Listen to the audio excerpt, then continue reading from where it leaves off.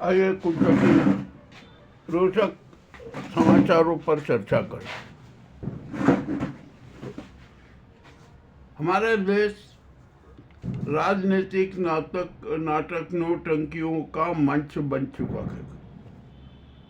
हर प्रकार के यहाँ पर राजनीतिक नाटक नौटंकियाँ हो रही है। ठीक है, होने दो, कोई दिक्कत नहीं है। अब यहाँ पर एक मज़ेदार बात हुई कि 1 दिसंबर से 19 दिसंबर तक संसद का शीतकालीन सत्र होगा। 14 बैठक होगी और उसमें 10 विधेयक प्रस्तुत किए जाएंगे। एक सबसे बड़ा विधेयक जो जानलेवा है और जिसके कारण कोहराम मचेगा वो है चंडीगढ़ में एलजी व्यवस्था लागू करना। दूसरा, न्यूक्लियर पावर में प्राइवेट सेक्टर की एंट्री करवाना। ये भी एक बड़ा गंभीर मुद्दा है। एक कुछ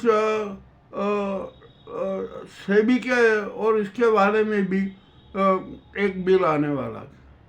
अब यहाँ पर जो शिक्षा संबंधी जो ग्रांट देती है ना संस्थाएं, अनेक संस्थाएं हैं, वो हैं जो इन सबको व्यवस्था समाप्त करके एक समुचित और एक व्यवस्था लागू करने वाला बिल भी आया है जो वो सारा करेगी। और भी जो छोटे मोटे बिल हैं इन पर भी प्रस्तुत होगी और संसद में हंगामा होगा। ठीक है, आप ये जो भी बिल प्रस्तुत कर रहे हैं ना, सबसे पहले विपक्ष और पक्ष उस बिल पर अपने आपसी चर्चा कर ले। एक ऐसी समिति हो कि वो उसमें चर्चा करके बिल जो प्रस्तुत होने वाले बिल की कमियों की जो बातें हैं उनको दूर कर ले, ये कर ले और उसके बाद में संसद में प्रस्तुत किए जाएं। तो न तो हंगामे होंगे न किसी प्रकार के नाटक न होंगे और बिल भी अपने आप में पूर्ण रूप में स्वस्थ और सुव्यवस्थित होगा। किंतु ऐसी व्यवस्था है नहीं। अब ठीक है, जो भी है व्यवस्था है, चल रही है, चलने दीजिए, क्या अंतर पड़ा। और 30 तारीख को एक सर्वदलीय बैठक होगी जिसमें सर्वसम्मति की बातें आएगी। क्या बातें आएगी उसमें? सिर्फ एक दिखावा होगा कि हाँ हाँ ठीक है, तो संसद चलना चाहिए। संसद चलना चाहिए ये सब चाहते हैं, किंतु जो सत्ता पक्ष है ना वो नहीं चाहता कि संसद चले। संसद के सत्र ईमानदारी के साथ चले। जो संसद जो सत्ता पक्ष है उसको विपक्ष की बात भी सुनना चाहिए और विपक्ष को जो बिल प्रस्तुत होता है ना उसके संबंध में अपने व्यवहारिक सुझाव भी प्रस्तुत कर देना चाहिए। मगर ऐसा नहीं कि जो विपक्ष सुझाव प्रस्तुत करे तो उसको रद्दी के टोकरे में डाल दिया जाए। ये जो सरकार है वो अपनी बुद्धिमत्ता का परिचय दे। अब ठीक है, जो देश में जो घटनाएं चक्र है ना, घटनाक्रम जो हो रहा है उस पर बड़ी गंभीरता से चर्चा की जरूरत है, किंतु होगा नहीं। क्योंकि यदि गंभीर चर्चा हुई ना तो सरकार फंस जाएगी। उसके कितने काले कारनामे वो सारे उजागर हो जाएंगे। चुनाव आयोग का सारा मामला और भंडाफोड़ हो जाएगा, ईवीएम का भंडाफोड़ होगा और एसआईआर का भंडाफोड़ होगा। चलिए हम ये मान लेते हैं कि अब ये एसआईआर है ना किया जा रहा है, ये होना चाहिए। हम भी कहते हैं कि होना चाहिए, परंतु जो जिस ढंग में और जिस प्रारूप में और जिस तरीके से किया जा रहा है ना वो गलत है। अब हम सरकार से पूछना चाहते हैं कि आप ये बताइए कि कितने दिवंगतों के आधार कार्ड का संज्ञान सरकार को है। जहाँ तक आंकड़े के हिसाब से 6 करोड़ लोग जो दिवंगत थे उनके आधार कार्ड का विवरण सरकार के पास में होना चाहिए। सरकार ने लिया भी है विवरण। 1,23,00,000 आधार कार्डों को जो निरस्त किया गया है, जिनके नाम मतदाता सूची में है। वो तो होंगे ही, परंतु जो दिवंगत है, जिनके कुल 6 करोड़ की संख्या के मात्र 1,23,00,000 के ही चिन्हित किए गए हैं। शेष के भी चिन्हित हैं जिनके मतदाता सूची में नाम है। तो इसका ये आशय लगा कि जो अब मतदाता सूची बनेगी ना, उसमें से करीबन 4 करोड़ 5 करोड़ वोट कट जाएंगे। ये तो आधार कार्ड के आधार पे बता रहा हूँ मैं। परंतु जिस दूसरे ढंग से जो ये BLO के फॉर्म भराए जा रहे, ये जो नाटक किया जा रहा है ना, ये तो एक शातिर षड्यंत्र है। अरे कोई ज़रूरी नहीं है। आपने BLO को इतना परेशान कर रहे हैं, इतना वो कर रहे हैं। वहाँ ज्ञानेश कुमार की बेटी ने तो 57 BLO पर प्रकरण भी दर्ज करवा दिए। अरे क्या नाटक करना है आप? आपको कुछ व्यवहारिकता भी तो रखना चाहिए ना चुनाव आयोग को। आपके पास में मतदाता सूची है, 2003 की है, 2024 की है, और उसके पहले जितनी भी मतदाता सूची है, आप उसके आधार पर एक परीक्षण करवा लीजिए। BLO को ये फॉर्म वार्म ये भरने ने इसके नाटक की जरूरत नहीं है। जो अभी रिसेंट में लोकसभा विधानसभा के चुनाव हुए हैं, उसकी सूची है आपके पास में, चुनाव आपके पास में है।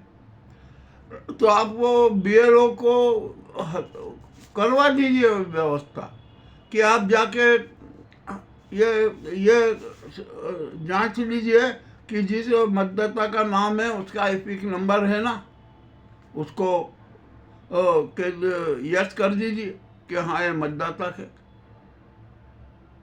एपिक नंबर के साथ उसको कंफर्म कर दीजिए कि ये मतदाता है।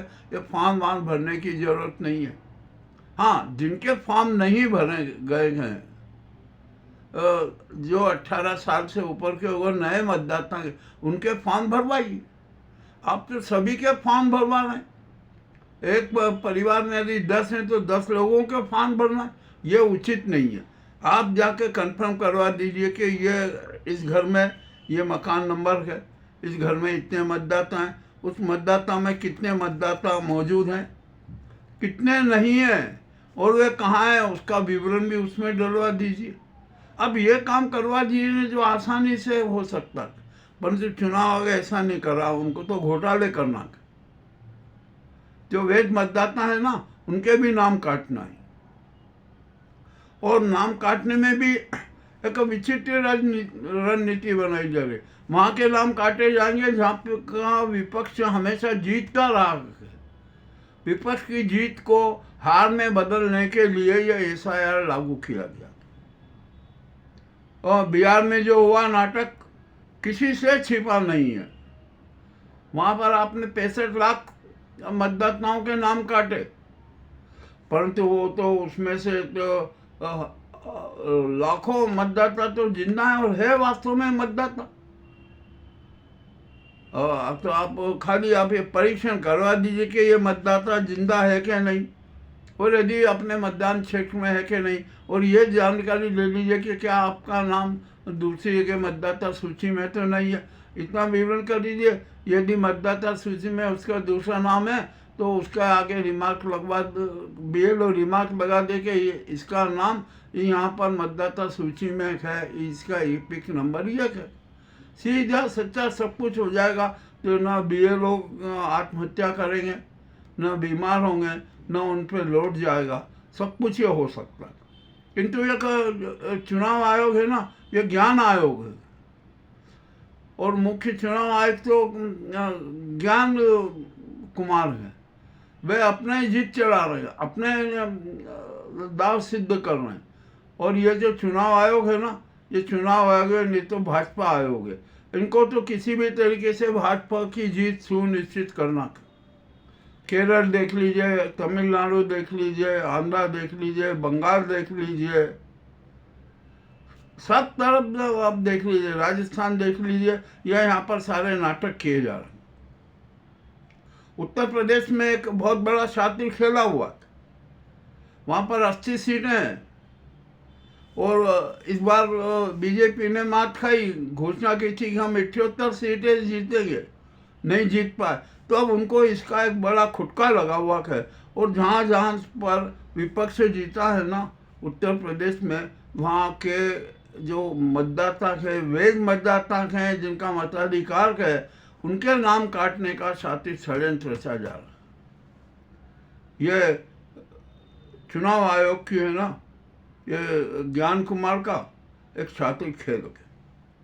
चलिए, अब ये तो हमने जो बात की ना, इसका जरा कंफर्म कीजिए। और अब तो जिसके पास में आधार कार्ड है वो मतदाता है, बस एक ही सीधा सच्चा।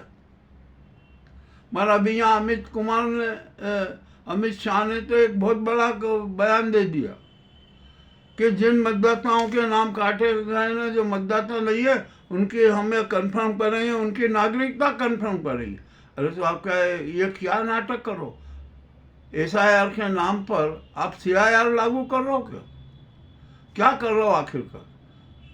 और यदि ऐसा कर रहे हो ना, तो ये चुनाव आयोग के अधिकार की बात ही नहीं है, तो भाई ये SIR ही अपने आप में अवैध हो गया।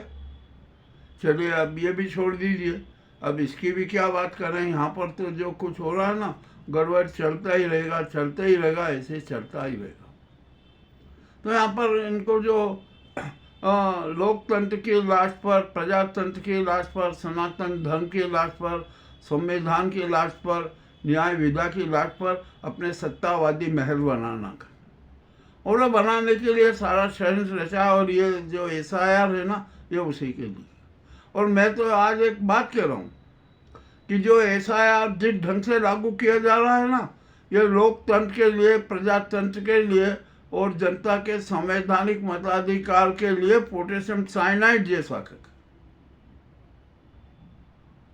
उसके तो चखने के बाद में कुछ आता है, कुछ होता है, परंतु यहाँ तो कुछ नहीं है। SIR है, आपने यदि फॉर्म नहीं भरा, जरा सा किया, तो आपका मताधिकार खत्म, यानी आप जिंदा हैं तो आपको मृत घोषित कर दिया।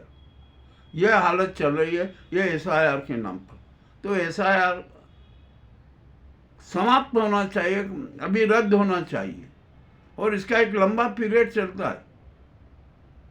भारत में कितने करोड़ वैध मतदाता हैं, इसका सूची देख लीजिए, और आप इतने करोड़ मतदाताओं का वेरिफिकेशन कितने दिन में कर सकेंगे, उसकी समय सीमा का भी आकलन कीजिए। न समय सीमा का आकलन, कुछ नहीं, बस 1 माह में SIR होना चाहिए। तो ये जितने BLOs को आदेश दिए जाएंगे, उन पर शिक्षा जाएगा कि अरे आप तो अपनी मर्जी से जो करना हो कर दीजिए। ये भी होगा, ऐसा होगा, निश्चित होगा, इसमें भी कोई शंका नहीं है। तो ये ज्ञान कुमार को है ना, अब ज्ञान देना चाहिए। और उनको ज्ञान कब आएगा? जब उनकी गिरफ्तारी होगी, और गिरफ्तारी के साथ ही रिमांड होगा। रिमांड में इनको हेलीकॉप्टर बनाया जाएगा, और दूसरा जनता इनका घेराव करेगी, होगा, जनता का घेराव होगा। देख लीजिए आप, संसद घेरी जाएगी, संसद को बंधक बनाया जाएगा। ये जो मोदी है, अमित शाह है, ये ज्ञान कुमार है, और जो दूसरे चुनाव आयुक्त है ना, इनको भी बंधक बनाया जाएगा। और उनके साथ क्या व्यवहार होगा, इसकी अभी परिकल्पना कर लीजिए। जब जनता विद्रोह करती है, जब जनता क्रांति पर आमादा होती है, तो किसी का बस नहीं चलता। यहाँ पर अब जनता की क्रांति होगी, जन क्रांति होगी। और जो ये गुजराती गैंग का जो सत्तावादी षड्यंत्र है ना, वो नाकाम होगा। ये भी बहुत स्पष्ट बात है। अब तो यहाँ पर आखिरकार अब इस पर नियंत्रण करेगा कौन, सवाल ये है। ये तो उन्माद में अपना दाफिट कर रहा है। सिर्फ सुप्रीम कोर्ट ही चुनाव आयोग और इस SIR पर कठोर कदम उठा सकती है, कठोर निर्णय दे सकती है। ईवीएम घोटाले का निर्णय का कठोर निर्णय दे सकती है। अब आप ईवीएम में जो ये चुनाव आयोग कहता था कि मतों का हस्तांतरण नहीं होता, अरे वहाँ पर ईवीएम में मतों का हस्तांतरण करने का प्रमाण हो गया। एक 2-3 वैज्ञानिक हैं, उन्होंने ईवीएम से हैक करके बताया, मॉक पोलिंग किया और सबके मत डाले। जब गिनती की तो एक जिसके पक्ष में जितने मत डाले गए थे ना, उसमें से 3 मत ही उसके पक्ष में आए, बाकी सब बीजेपी को ट्रांसफर हो गए। ये भी सारा हो गया। तो उन वैज्ञानिकों को सुप्रीम कोर्ट उन्हें आमंत्रित करे कि आप यह जरा हैक करके बता दीजिए, और जो आपने जो मॉक पोल में और कैसे मत हस्तांतरित होते हैं ये हमें बता दीजिए, हम ये ईवीएम बैन कर देंगे, हमेशा के लिए बैन कर देंगे। ये भी हो सकता, परंतु ये न चुनाव है ऐसा चाहता, न सरकार ऐसा चाहती है, मगर जनता चाहती है। अब जनता का खुला ऐलान है कि अब भविष्य के चुनाव में मतदान ईवीएम से नहीं होगा, बैलेट पेपर से मतदान होगा। और इसके लिए अब करोड़ों जनता दिल्ली घेरेगी। एक बात सही है, बिल्कुल स्पष्ट है। आइए, अब ये भी बात हो गया। अब हम जरा बिहार की चर्चा कर लें। अब बिहार में बड़ा राजनीतिक उथल पटक चला। अब नीतीश कुमार के ये नीतीश कुमार को जो गुजराती गैंग जितना हल्का समझ रही थी ना, उतना नीतीश कुमार हल्का नहीं है। अरे इन गुजराती गैंग के तो मुंह में दांत हैं, किंतु नीतीश कुमार के तो मुंह में भी दांत हैं और पैर के अंदर भी दांत हैं। वो ऐसे नाजी गैंग को, गुजराती गैंग को किस तरह चबा जाएंगे ये भी देखने को मिलेगा। अब विधानसभा के अध्यक्ष पद को लेकर नीतीश कुमार ने स्पष्ट खुला चैलेंज दे दिया है कि विधानसभा का अध्यक्ष जेडीयू का होगा, और यदि ऐसा नहीं हुआ ना तो जो ये गुजराती गैंग की सरकार है ना, जो सरकार बनी है, ये सरकार भंग हो जाएगी। नीतीश कुमार ने अपना बहुमत जुटा लिया, बिल्कुल जुटा लिया है। अब वो सबसे बड़ी पार्टी हो गई है, ये भी मैं स्पष्ट बता दूं। और जब सबसे बड़ी पार्टी हो गई है और नीतीश कुमार ने राष्ट्रवादी नया मोर्चा गठित कर दिया है, और राष्ट्रवादी मोर्चा नीतीश कुमार का और महागठबंधन अब एक साथ हैं, एक साथ हो जाएंगे तो कांग्रेस जो अन्य दल है वो हो जाएंगे। और दूसरी तरफ ओबीसी ने भी स्पष्ट घोषणा कर दी है कि हम नीतीश के समर्थन में हैं, नीतीश के समर्थन में रहेंगे। ये भी सारा सब कुछ स्पष्ट हो गया। अब यहाँ पर आता है खाली एक चिराग पासवान का। तो चिराग पासवान डिप्टी सीएम बनना चाहते हैं, इन्होंने नहीं बनाया, उनके 19 विधायक हैं। तो संभव है, हो सकता है कि जो राष्ट्रवादी गठबंधन है ना, वो चिराग पासवान को डिप्टी सीएम बना दो, घोषणा कर देंगे कि एक डिप्टी सीएम है, एक मुस्लिम डिप्टी सीएम है, रहेंगे, निश्चित रहेंगे। ये घोषणा का हो जाएगी, कोई दिक्कत नहीं है। तो 19 का भी वो इस भाजपा को झटका लगेगा। और भी जो है, अब अभी जो समाचार आया है कि 15 बीजेपी के विधायक सीधे उधर चले गए, जदयू के उसमें चले गए। तो ये भी एक झटका मिला है। अब आ जाइए कि यदि मान लीजिए कि बिहार में नीतीश कुमार को विधानसभा का अध्यक्ष पद नहीं दिया तो नीतीश कुमार एनडीए से नाता तोड़ लेंगे, और इसका प्रभाव केंद्र सरकार पर पड़ेगा। नायडू, नीतीश कुमार, शिंदे और एनडीए के अन्य सहयोगी दल इसे गुजराती गैंग सरकार के पक्ष में नहीं रहेंगे। और इसी के साथ साथ एक बात और बता दूं कि गडकरी के पक्ष के और गडकरी के समर्थक जो 32 सांसद है ना, वो भी इस गुजराती गैंग के खिलाफ है, वो भी गठबंधन के साथ में आएंगे वो यानी कुल मिलाकर ये गुजराती गैंग की जो सरकार है ना वो भयंकर अल्पत में। अब मान चलिए ये भी हो जाएगा, अब सरकार भी गिर जाएगी, गिर भी सकती है, होगा ऐसा। मगर अब ये नाटक क्या करेंगे कि नहीं ये लोकसभा भंग करने का सुझाव दे देंगे राष्ट्रपति को, और राष्ट्रपति इनके सुझाव को मान भी लेगी। तो हो सकता है कि 2 फरवरी 2026 और अप्रैल के बीच में मध्यावधि चुनाव की भी घोषणा हो जाए। ठीक है ना, ये जो इस प्रकार की जो बातें हो रही है ना, ये मगर देश में एक अस्थिरता का वातावरण पैदा हुआ। और ये गुजराती गैंग की सरकार है ना, मोदी और अमित शाह की सरकार, ये बहुत घिनौनी सरकार है। इसका एक ही लक्ष्य है कि देश में किसी भी प्रकार की शांति नहीं रहना चाहिए। कोहरा